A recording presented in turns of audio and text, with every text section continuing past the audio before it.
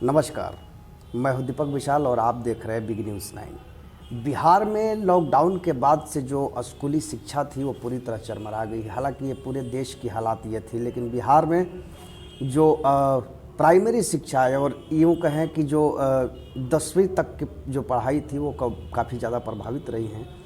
इसको लेकर के सरकार ने एक आदेश जारी किया है और उसने कहा है कि इसमें सेवानिवृत्त जो शिक्षक हैं उनके लिए एक बड़ी खुशखबरी है। सेवानिवृत्त जो शिक्षक हैं उनके लिए खुशखबरी ये है कि बिहार के माध्यमिक उच्च माध्यमिक विद्यालयों में वर्तमान शैक्षिक सत्र से हाई स्कूल विहीन पंचायतों में 9वीं की पढ़ाई प्रारंभ करने को लेकर के शिक्षा विभाग ने शिक्षकों के 32,916 पद पर सृजित किए थे। ज़्यादातर स्कूलों में शिक्षकों के रिक्त पद होने की वजह से विभाग ने हाल ही संकल्प जारी कर केंद्र और राज्य सरकार के स्कूलों से सेवानिवृत्त शिक्षकों को इन स्कूलों में संविदा पर नियोजन करने का निर्णय लिया है। तो आपको बता दें कि जो रिटायर्ड शिक्षक है उनको भी अब फिर से पढ़ाने का मौका मिलने वाला है। तो ये जो है बिहार सरकार की एक फरमान है। विभाग इसके साथ यह भी स्पष्ट कर दिया है कि सेवानिवृत्त शिक्षकों को संविदा पर नियोजित होने के पूर्व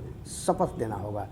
उनसे लिए जाने वाले शपथ पत्र में यह वचनबद्धता दर्ज होनी चाहिए कि वे इस नियोजन को लेकर भविष्य में कोई अन्य दावा नहीं करेंगे। हालांकि ऐसे शिक्षकों के कार्य असंतोषजनक होने पर 1 माह पूर्व सूचना देकर या 1 माह का मानदेय देकर उनकी संविदा समाप्त कर दी जाएगी।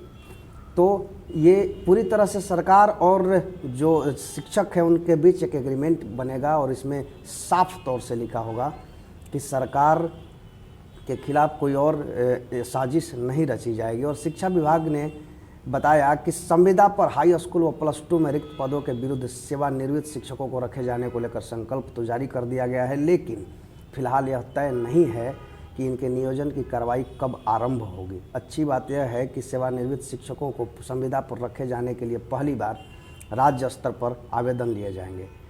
राज्य मुख्यालय से ही विज्ञापन भी जारी होगा। सेवानिवृत्त शिक्षकों को आवेदन में पदस्थापन के लिए इच्छित जिला की जानकारी देनी होगी।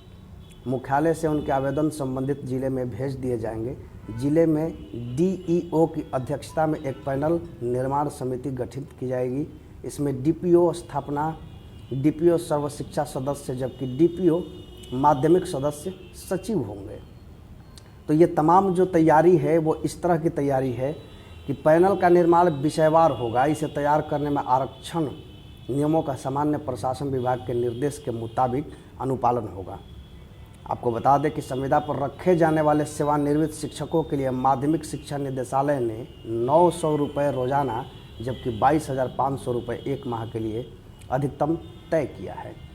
संविदा पर रखे जाने वाले सेवानिवृत्त शिक्षकों को महंगाई, चिकित्सा, आवास, परिवहन समेत कोई अन्य भत्ता दे नहीं होगा।